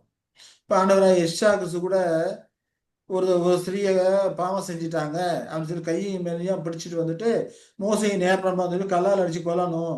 நீங்க என்ன சொல்றீங்க? அப்படின்னு சொல்லி கேட்கிறாங்க. இப்ப அவரு என்ன சொல்றாரு? உங்களில் யார் பாவம் செய்யலையோ அவங்க கல்ல எடுத்து போடுங்க அப்படிங்கிறாரு இல்லையா? பாவம் செய்யாத மனுஷன் உலகத்துல இருக்கிறானா? எல்லாருமே பாவிதான். அப்ப அவரவர்கள் தங்கள் பாவத்தினால குத்தப்பட்டு ஆக்கினி தீர்ப்பு பண்ணாம அப்படிக்கு போயிடுறாங்க. இயேசு பார்க்கும்போது ஒருத்தரும் இல்லை, அந்த ஸ்திரீ மட்டும் இருக்கிறாங்க. இப்போ இயேசுக்கு சொல்றாரு, யாரும் உன்னை ஆக்கினைக்கு தீர்ப்பு உட்படலையா, கல்லால் அடிக்கலையா, யாரும் பண்ணல அப்படின்னு சொல்றாங்க. இப்போ அவர் என்ன சொல்றாரு, நானும் உன்னை அந்த மாதிரி செய்ய மாட்டேன், ஆகையால நீ இனி பாவம் செய்யாத அப்படின்னு சொல்லிட்டு அந்த ஸ்திரீனிடம் இரக்கத்தை காண்பிக்கிறாரு அப்படின்னு சொல்லி நம்ம பார்க்கிறோம். பலக 18 வருஷமா கூணும் முதிவு கொண்ட ஒரு ஸ்திரீ இருக்கிறாங்க. அவர்களுக்காக அவங்க என்ன பண்றாரு, மனதுருகிறாரு இல்ல, பலவீனமா இருக்கிறார், மனதுருகுது, அவர்களை எல்லாம் குணமாக்குறாரு. அவர்களை எல்லாம் குணமாக்கும் போது இவரிடத்துல வல்லமை புறப்படுது, எனர்ஜி இவரிடத்துல செலவு பண்ணக்கூடியதா இருக்குது இல்லையா. இதுதான் இரக்கமான ஒரு காரியம். என்ன படிக்கிறோம், பலவீனம் இருக்கு, துர்பாக்கியம் இருக்கு, உதவி செய்கிற ஒரு பரிவு, ஒத்துணர்வு, இந்த பரிவு, ஒத்துணர்வு, உதவி செய்யக்கூடிய காரியங்கள்லாம் ஆண்டவரை யெஷுவா இருந்து நிறையவே இருந்துன்னு சொல்லி நம்ம பார்க்கிறோம். கர்த்தருடைய பிள்ளை ஒவ்வொருவரும் இந்த குணத்தை வளர்த்து கொள்ளக்கூடியவர்களும் பெற்றிருக்கக்கூடியவர்களா இருக்கணும். இந்த இரக்க குணம் அவசியம் இருக்கணும் அப்படிங்கிறத பார்க்கிறோம். ஒருவேளை இந்த இரக்க குணம் குறைபட்டதானால், ஒருவேளை இல்லாம போச்சுன்னா அது என்ன விளைவுகளை ஏற்படுத்தும் அப்படின்னு சொல்லி பார்த்தோம்னா, ஒரு கொடூரம் நிறைந்த விளைவுகளை ஏற்படுத்தக்கூடியவங்க, கொடூர குணம் கொண்டவனாக நாம ஆயிடுவோம். கல் நெஞ்சம் இருக்கும். எப்பேற்பட்ட இயலாமை உள்ளவர்களையும் பார்க்கும்போது இரக்கம் வராதபடிக்கு, ஒரு இரக்கமற்ற தன்மை இல்லாதபடிக்கு நம்முடைய இருதயமானது கல்லா போயிடும், கல்லான இதயமா ஆயிரும். அந்த ஒத்துணர்வுங்கிறது இருக்காது, செயல்படாம இருக்கும். உதவி பண்றதுக்கு நமக்கு சூழ்நிலைகள் இருக்கும், உதவி பண்றதுக்கு தேவையான பொருளாதாரம் எல்லாமே இருக்கும். ஆனாலும் கூட உதவி செய்யறதுக்கான மனசு வராது. அப்படிப்பட்ட ஆட்களை பார்க்கும்போது உதவி செய்யறதுக்கான மனசு வராது. ஒரு கல் நெஞ்சம் கொண்டவர்களாக, கொடூரம் கொண்டவர்களாக இருப்பாங்க. எதனால?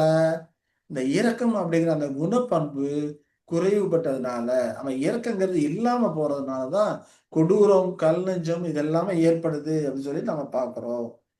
ஒருவேளை இந்த இரக்கம் இது மிஞ்சி போச்சுன்னா இல்லையா, அப்ப எந்த விதமான விளைவுகள் ஏற்படும் அப்படின்னு பார்த்தோம்னா, பாடுகள் நிறைந்த நிகழ்வுகளை கண்டு உணர்ச்சி வசப்பட ஆரம்பிச்சிருவாங்க. மற்றவங்க படுற கஷ்டத்தை அதெல்லாம் பார்த்து இவங்க உணர்ச்சி வசப்பட ஆரம்பிச்சிருவாங்க. நீதியை அசட்டை செய்து மிதமிஞ்சி இரக்கத்தை காண்பிக்க ஆரம்பிச்சிருவாங்க. நீதியான காரியங்களை அசட்டை பண்ணுவாங்க. இதை எப்படி புரிந்து கொள்ளலாம்? பாடுகள் நிறைந்த நிகழ்வுகளை காண்றாங்க, உணர்ச்சி வசப்படுவாங்க. அந்த உணர்ச்சி வசப்பட்டு நீதியான காரியங்களை அசட்டை பண்ண ஆரம்பிச்சிருவாங்க, மிதமிஞ்சி இரக்கத்தை காண்பிக்க ஆரம்பிப்பாங்க அப்படிங்கிற மாதிரி இருக்கிறத நம்ம பார்க்கிறோம். அப்ப இதை எப்படி புரிந்து கொள்ளலாம் அப்படின்னா, மற்றவங்க கஷ்டப்படுறாங்க, பாடுபடுறாங்க, இப்ப அவங்களுக்கு அவங்களோட பாடுகளையும் கஷ்டங்களையும் பார்த்து என்ன பண்ணுவாங்க, ரொம்ப உணர்ச்சி வசப்பட்டு நம்மகிட்ட இருக்கிற எல்லாத்தையுமே கொடுத்துருவாங்க. அப்ப இவங்க குடும்பத்துக்குன்னு வச்சிருந்த காரியத்தை சேர்த்து கொடுத்துருவாங்க. அதுக்கப்புறம் பார்த்தா இவங்க குடும்பம் பட்டினியா இருக்கும். அப்படிலாம் இருக்கிற ஆட்கள் சில இருக்கிறாங்க. அப்படி நான் சில ஆட்களையும் நான் பார்த்துருக்கேன். ஒருத்தவங்க ரொம்ப கஷ்டப்படுறாங்க, போறாங்க, எல்லாம் ஏமாத்துறாங்க, அழுது புலம்புறாங்கன்னா, தாண்ட இருக்க எல்லாத்தையுமே கொடுத்துட்டு, அதுக்கப்புறம் தன்னுடைய குடும்பத்துக்கு தேவைகளை சந்திக்கிறதுக்கு ஒவ்வொருத்தரையும் போய் கடனை வாங்கிட்டு, அந்த கடனை அடைக்க முடியாம இல்லையா, அவங்களுக்கு சால்ஜாப் சொல்லிட்டு, அப்ப நம்மோட குடும்பத்துக்குன்னு வைத்திருந்த காரியங்கள்லாம் தூக்கி கொடுத்துட்டு, அப்ப அங்க என்ன பண்றாங்க, நம்ம குடும்பத்தின் தேவைகளை சந்திக்க வேண்டியது குடும்பத்தாருடைய பொறுப்பா இருக்கு. அந்த காரியங்களை தூக்கி அடுத்தவங்கள்ட்ட கொடுத்துட்டு அங்க நீதியை அசட்டை செய்றாங்க. இப்ப இன்னும் சிம்பிளா சொல்ல போனா, இப்ப இப்போ ஒரு ஏழ்மையான குடும்பம் இருக்குது, அவங்கள்ட்ட அரிசி பருப்பு இருக்குது, அன்னைக்கு சாப்பிட்றதுக்கு தேவையான காரியங்கள் இருக்குது. அடுத்தவங்க பட்னியா கிடக்குறாங்க, மற்றவங்க குடும்பம் பட்னியா கிடக்குது, இது இருக்குது. அவங்க வந்து கெஞ்சி கூத்தாடி கேட்குறாங்க. உடனே என்ன பண்ணுவாங்க, இவங்கள்ட்ட இருக்கிறத எல்லாத்தையும் கொடுத்துட்டு தான் குடும்பத்தை பட்னி போட்டுருவாங்க. அப்படி செஞ்சாங்கன்னா தான் குடும்பத்துக்கு அவங்க என்ன பண்றாங்க, நீதி செய்யல, நீதியை அசட்டை பண்றாங்க இல்லையா. அசட்டை பண்ணிட்டு அவங்களுக்கு மிதமிஞ்சி இறக்க, மற்றவர்களுக்கு மிதமிஞ்சி இறக்கத்தை காண்பிக்கிறாங்க. அது போல சில நிகழ்வுகள்லாம் இருக்குது.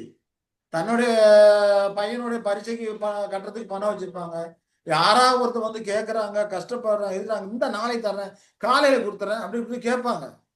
அப்ப அவருடைய காரியங்களை பார்த்து உணர்ச்சி வசப்பட்டு தூக்கி கொடுத்துருவாங்க. தூக்கி கொடுத்துட்டு அடுத்த நாள் பார்த்தோம்னா இவன் பணம் கட்ட முடியாம இவன் அழுது புலம்பிட்டு இருப்பான் இல்லையா? அப்ப அதுக்கு போய் எங்கேயாவது பணம் வட்டிக்கு வாங்குறேன், இதுக்கு வாங்குறேன்னு சொல்லி வாங்குவாங்க. ஒருவேளை பணம் கிடைக்கலன்னா இவன் போய் அங்க கை கட்டி நிக்கணும், ஸ்கூல்ல கை கட்டி நிக்கணும் இல்லையா? இதெல்லாம் என்னது? நீதியை, நம்முடைய குடும்பத்தை பார்க்கறது நம்முடைய கடமை. நம்ம குடும்ப தேவைகளை சந்திப்பது நம்முடைய கடமை. அதை எடுத்து அடுத்தவங்களுக்கு உணர்ச்சி வசப்பட்டு அடுத்தவங்களுக்கு கொடுக்கறது அது தவறான ஒரு காரியம் இல்லையா? அப்ப இந்த இடத்துல குடும்ப தேவைகளை சந்திக்காதபடிக்கு நீதியை அசட்டை பண்றாங்க. நீதியை அசட்டை பண்ணி மிதம் மிஞ்சிய இரக்கத்தை மற்றவர்களுக்கு காண்பிக்கிறாங்க இல்லையா? அப்ப இரக்கம் அதிகமா போச்சுன்னா, மிதமிஞ்சி போச்சுன்னா, நீதியை தன்னுடைய குடும்பத்துக்கு செய்ய வேண்டிய நீதியை அசட்டை பண்ணக்கூடியவர்களாக அங்க இருக்கிறாங்க அப்படிங்கிறத நம்ம புரிந்து கொள்ளுகிறோம். அப்ப இரக்கம் நமக்கு இரக்கம் இருக்கணும், அவசியம் இருக்கணும். அந்த இரக்கமானது தகுதி அடைஞ்சு இருக்கணும். ஆண்டவரே நமக்கு வேதம் சொல்லப்பட்டிருக்கு. ஒருவன் உதவி செய்கிறவனானால் தன்னுடைய பலனுக்கு மிஞ்சி செய்ய வேண்டிய அவசியம் இல்லை. உதவி செய்கிறவனும் தன்னுடைய பலனுக்கு தக்கதாக செய்யணும் தான் வேத வசனங்கள் நமக்கு அறிவுறுத்துகிறது. பலனுக்கு மிஞ்சி செய்ய வேண்டுங்கிற அவசியம் இல்லை. ஒரு சிலர் பார்த்தோம்னா இந்த இப்ப கொடுத்துறேன் அப்ப கொடுத்துறேன் யார்ட்டாச்சும் பணம் வாங்கி கொடுங்க அப்படிம்பாங்க. உணர்ச்சி வசப்பட்டு அடுத்தவங்கள்ட்ட கடன் வாங்கி கொடுத்துருவாங்க. ஆனா அவங்க கடன் அடைக்க மாட்டாங்க. இவர்களுக்கு கடன் அடைக்கிறதுக்கான வருமானம் இருக்காது. ஆக என்ன பண்ணுவாங்க? இருக்கிறதுல ஏதாவது வித்து கித்து அந்த மாதிரி தான் பண்ற மாதிரி இருக்கணும். கடங்காரனுக்கு இவங்க முதுக காமிச்சிட்டு இருப்பாங்க இல்லையா? அப்ப அங்கெல்லாம் நீதியை என்ன பண்றாங்க? அசட்டை பண்ணக்கூடியவர்களா அங்க இருக்கிறாங்க. ஆக இரக்கம் காண்பிக்கிறது அப்படிங்கிறப்போ குறைவாகவும் இருக்கக்கூடாது, மிஞ்சியும் போயிடக்கூடாது. நம்முடைய தகுதிக்கு மிஞ்சி அந்த இரக்கத்தை காண்பிக்கக்கூடியவர்களாக இருக்கக்கூடாது. தகுதி அறிந்து நம்ம காரியம் செய்ய ஒருவன் உதவி செய்கிறவனானால் தன்னுடைய பலனை அறிந்து உதவி செய்யக்கூடியவனாக இருக்கணும். பலனுக்கு மிஞ்சி உதவி செஞ்சுட்டு அப்புறம் கர்த்தர் என்னை கைவிட்டாரு, போயிட்டாரு, வந்துட்டாரு, நான் நல்லதுதானே செஞ்சேன் அப்படிங்கிற மாதிரியான புலம்பக்கூடிய ஆட்கள் நிறைய பேர் நாம நம்முடைய லைஃப்ல பார்த்துருப்போம். அப்போ இந்த காரியங்கள்லாம் பேலன்ஸா கொண்டு போகணும். 3ஆம் நிலை குணப்பண்புகள் அருமையான குணப்பண்புகள் தான். ஆனா பேலன்ஸா கொண்டு போகும்போது அது தேவனுக்கு ஏற்க பிரியமானதா இருக்கும். ஆண்டவராக இயேசு கிறிஸ்துவும் பேலன்ஸா தான் கொண்டு போனாரு. அவரு வல்லமை இருக்கு அப்படிங்கிறதுக்காக போறவங்க வரவங்க எல்லாத்துக்கும் குணமாக்கிட்டே போனாரா? அப்படியே செஞ்சாரு. யார் யார் விசுவாசிக்கிறாங்களோ, யார் யார் ஏற்றுக்கொள்றாங்களோ அவங்களுக்கு தான் செஞ்சாரு. அந்த சீலோவும் குளத்துல நிறைய பேர் படுத்திருந்தாங்க. ஆனா ஒருத்தங்களுக்கு தான் அவங்க செஞ்சாரு இல்லையா? 18 வருஷமா 13 வருஷம் நினைக்கிறேன். சீலோகம் குளத்துல இருந்தவங்க 13 வருஷமா இருக்கிறாங்க. என்னை கொண்டு போய் விடுறதுக்கு ஆள் இல்லை அப்படின்னு சொல்லி சொல்றாங்க. அவர்களும் மனம் தெரிஞ்சு அங்க ஒருத்தர் தானே அவரை குணமாக்குறாரு அப்படின்னு சொல்லி நாம பாக்குறோம். அப்போ இஸ்வாகர்ஸ் கரெக்டா அதை பேலன்ஸ் பண்ணி கொண்டு போனாரு அப்படிங்கிறத நாம பார்க்கிறோம். நாமும் அந்த விதமாக தான் இருக்கணும். தான் சரியான ஒரு காரியமா இருக்கிறது அப்படின்னு சொல்லி பார்க்கிறோம். சரி, அடுத்ததா கடைசியா இது 14வது குணப்பண்பு பாரபட்சம் இல்லாத ஒரு தன்மையாக இருக்கிறது அப்படின்னு சொல்லி பார்க்கிறோம். பாரபட்சம் மின்மை, எதுலையுமே பாரபட்சம் பார்க்கக்கூடாது அப்படிங்கிறது தான் இந்த குணப்பண்பா இருக்கு. 3ஆம் நிலை குணப்பண்பா இருக்கிறது. இதை குறித்து பார்த்தோம்னா இதோட வியாக்கியானம் எப்படி இருக்குன்னு பார்த்தோம்னா, மற்றவர்களுடைய குணாம்ச தகுதியை கருத்தில் கொண்டு நாம் அவர்களை குறித்து சிந்திக்கவும் உணரவும் பேசவும் செயல்படவும் செய்யக்கூடிய ஒரு பண்பு. மற்றவர்கள் எந்த விதமான குணாம்சத்தில் இருக்கிறாங்களோ அந்த குணாம்ச தகுதியை கருத்தில் கொண்டுதான் அவர்களை குறித்து நம்ம பேசலாம், சிந்திக்கலாம், உணரலாம், செயல்படலாம் இல்லையா? அதுக்கு மிஞ்சி நம்ம அப்படி இருக்கக்கூடிய ஒரு பண்பு தான் இந்த பாரபட்சம் மின்மையாத ஒரு பண்பாக இருக்கிறது. ஒருத்தரோட குணாம்ச தகுதியை கருத்தில் கொண்டு அவர்களை குறித்து சிந்திக்கிறதோ அவர்களோட சிந்திக்கவும் உணரவும் அவர்களோடு பேசவும் அவர்களோடு செயல்படவும் செய்யக்கூடிய ஒரு பண்பு அப்படிங்கிறத நாம பார்க்கிறோம். சரி, அப்ப குணாம்ச தகுதி இல்லை அப்படின்னா அவர்களோடு நம்ம என்ன பண்ணக்கூடாது? இந்த காரியங்களை செய்யக்கூடாது. பாரபட்சம் மின்மை அப்படின்னா பாரபட்சம் இல்லாமல் நடக்கணும் அப்படிங்கிறதுக்காக துன்மார்க்கரோடு போய் நடந்துக்கிட்டு துன்மார்க்கோட ஆலோசனையில கேட்டுக்கொண்டு பரியாச கூடத்துல உட்கார்ந்துக்கிட்டு இருக்கலாமா? அது பாரபட்சமின்மை கிடையாது. ஒருவரோட குணாம்சத்தின் அடிப்படையில குணாம்சத்துல எந்த விதமான தகுதி இருக்குதோ அந்த தகுதிக்கு ஏற்ப அவர்களை குறித்து பேசலாம், அவர்களோடு பேசலாம், சிந்திக்கலாம், செயல்படலாம். அதுதான் இங்க சொல்லக்கூடிய ஒரு காரியம். அதுதான் பாரபட்சம் இல்லாத ஒரு தன்மையா இருக்குன்னு சொல்லி பார்க்கிறோம். அப்ப இந்த அதே போல குணாம்சத்துல தகுதி இல்லைன்னு வச்சுக்கோங்க. தகுதி இல்லாதவோடு நமக்கு கூட்டுறவு வைத்துக் கொள்ளவோ, உணர்வு வைத்துக் கொள்ளவோ, எந்த ஒரு காரியம் செயல்படுறதோ நம்ம பண்ணக்கூடாது. ஏன்னா நமக்கு சொல்லப்படுகிறது, துன்மார்க்கர் ஆலோசனை நடவாமல், பாவிகள வழியில் நில்லாமல், பரியாசக்கார உட்கார இடத்தில் உட்காராமல், இல்லையா? அதெல்லாம் செய்யக்கூடாதுன்னு சொல்லப்பட்டிருக்கு. இரவு போல கர்த்தர் வேதத்தில் பிரியமா இருக்கிற மனுஷன் பாக்கியவான். அப்ப குணாம்ச தகுதியை கருத்தில் கொண்டுதான் ஒருவனை நண்பர்களாக நம்ம சேர்த்துக் கொள்கிறதோ, அவர்களோடு பேசுறதோ, செயல்படுறதோ, அது குணாம்ச தகுதியை வைத்துதான் நாம செய்ய வேண்டும். சரியான குணாம்சம் இல்லைன்னா துன்மார்க்கரை கண்டா நாம தூரம் விலகி போயிடணும். உலகத்தாரும் அதான் சொல்றாரு, துன்மார்க்கரை கண்டா தூரம் ஓடு அப்படிங்கிறாங்க, இல்லையா? அதுதான் பாரபட்சம் இல்லாத ஒரு தன்மை. அப்ப பாரபட்சம் இல்லைன்னா அநேகர் தவறா நினைச்சுக்கிட்டு இருக்கிறாங்க. எல்லாரோடும் சரிசமமா பழகணும் அப்படிங்கிற தவறா நினைச்சுக்கிட்டு இருக்காங்க. அது கிடையாது. குணாம்ச தகுதியை கருத்தில் கொண்டு பழகிற ஒரு காரியமா இருக்கிறது. சரி, இந்த பாரபட்சம் முறையற்ற விதத்திலே சலுகை காட்டுறாங்க. முறையற்ற, அதாவது குறைபட்டுதான் பாரபட்சமின்மைங்கிறது. குணாம்ச அடிப்படையிலே அவர்களோட குறித்து பேச, சிந்திக்க, உணர, செயல்பட, இதெல்லாம் அந்த காரியங்கள் குறைபட்டதுன்னா என்ன வரும் அப்படின்னு பார்த்தோம்னா பாரபட்சம் வர ஆரம்பிச்சிடும். முறையற்ற விதத்துல அவங்களுக்கு மற்றவங்களுக்கு சலுகை காட்ட ஆரம்பிச்சிடும். முற்சாய்வு, தப்பு எண்ணம் அப்படிங்கிறது வர ஆரம்பிச்சிடும். அப்பதான் நாம பார்க்குற அந்த பாரபட்சம் வர ஆரம்பிச்சு. இது குறைபட்டதுன்னா துன்மார்க்கரோடு பேச ஆரம்பிச்சிடும், பாவிகள் வழியிலே நிற்க ஆரம்பிச்சிடும், இல்லையா? அங்கதான் பாரபட்சம் வருது. முறையற்ற விதத்துல அவர்களுக்கு சலுகை காட்ட ஆரம்பிச்சிருவோம். கொலைகாரனுக்கு கொலை செஞ்சு ஓடி வந்தானா அவனுக்கு அடைக்கலம் கொடுக்காதங்கிறாரு, இல்லையா? அப்ப அந்த விதமான காரியங்களை எல்லாம் நம்ம விட்டு விலகணும். ஆனா பாரபட்சமின்மை இந்த குணப்பண்பு குறைஞ்சதுன்னா அதெல்லாம் நம்ம செய்ய ஆரம்பிச்சிடும். மற்றவங்களுக்கு சலுகை காட்ட ஆரம்பிச்சிருவோம். அவங்களோட தவறான போதனைகள், தவறான கருத்துக்களுக்கு நாம செவிசாய்க்க ஆரம்பிச்சிடும். துன்மார்க்கர் பலவிதமான தவறான ஆலோசனைகள் கொடுப்பாங்க. அதற்கெல்லாம் நாம செவிசாய்க்க ஆரம்பிச்சிருவோம். அப்ப செவிசாய்த்து தான் அநேகர் என்ன பண்றாங்க, பலவிதமான காரியங்களை விழுந்து தடுமாறி கொண்டிருக்கிறாங்க அப்படிங்கலாம் நாம பார்க்கிறோம், இல்லைங்களா? சரி, இந்த பாரபட்சமின்மை அப்படிங்கிறது ஒருவேளை மிதமிஞ்சி போனுச்சுன்னா, அதிகமா போச்சுன்னா என்ன விளைவுகளை ஏற்படுத்தும் அப்படின்னா, தீமை செய்கிறவர்களையும் நன்மை செய்பவர்களையும் ஒரே விதமாக நடத்த ஆரம்பிச்சோம். பாரபட்சமின்மைங்கிறது மிதமிஞ்சி போனுச்சுன்னா, அப்ப தீமை செய்யக்கூடிய செய்மை செய்யக்கூடிய ஆட்களா, அதாவது பாவம் செய்யக்கூடிய ஆட்களா இருந்தாலும் சரி, நன்மையான ஆட்களா இருந்தாலும் சரி, எல்லாத்துக்குமே ஒரே விதமா நடத்திடும். அதுதான் பாரபட்சமின்மை அப்படின்னு சொல்லி அநேகர் தவறான கருத்துடையவர்களா இருக்கிறாங்க. அது பாரபட்சமின்மை கிடையாது. மற்றவருடைய குணாம்ச தகுதியை கருத்தில் கொண்டு அந்த குணாம்ச தகுதிக்கு ஏற்ப அவர்களை குறித்து சிந்திக்கவோ, பேசவோ, செயல்படவோ செய்யக்கூடிய காரியம் தான் பாரபட்சம் இல்லாத ஒரு காரியமா இருக்குது அப்படிங்கிறத நாம புரிந்து கொள்ளுகிறோம். சரி, இப்ப 3ஆம் நிலை குணப்பண்புகள் அப்படிங்கிறது இதோடு முற்று பெற்றாயிற்று. இப்ப இதுல ஏதாவது கேள்விகள் இருக்குங்களா?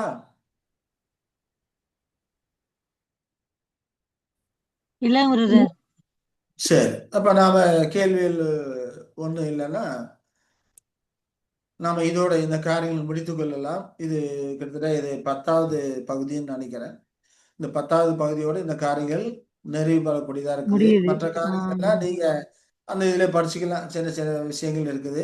அதில் நீங்க படிச்சு தெரிந்து கொள்ளலாம். இதுவரைக்கும் தேவன் கிட்டத்தட்ட 10 வாரங்களாக நாம் இந்த குணப்பண்புகளை குறித்து பார்த்து கொண்டிருக்கிறோம். தேவனுக்கு ஸ்தோத்திரம். அன்பின் தேவன் தாமே நம்மை ஆசீர்வதித்து வழிநடத்துவாராக. ஆமென். ஆமென்.